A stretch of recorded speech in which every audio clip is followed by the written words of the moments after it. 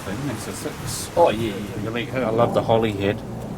But I like that when they have the supercharger on top. I reckon you could put a supercharger on and give you a bit. Oh, It'll cost no, more. it's fine like it is. I love carbureted fuel. Well, that engine originally was fuel injected. Yep. So took that off, put the naturally aspirated on the carby. Yeah. See, it's got headers and the high performance Edelbrock talker inlet manifold. Yep. And the 500 Edelbrock carby. Yeah.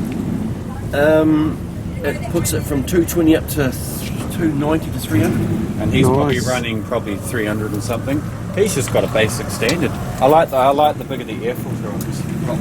But I reckon. Well, I had a bigger air filter on it, but the bonnet wouldn't shut. Oh, of course. We even had to drop down the bottom in it, but it just still didn't work. You look after it really well. Do you have a standard car like a Toyota every day, a work car? Oh yeah, I've got a bloody Mazda 4-wheel drive, yeah. Oh, Mazda. I like Mazda because it's Ford. I call it a Ford because Mazda and Ford are the same car. Yeah. But if you don't buy it, well, it's a Ford.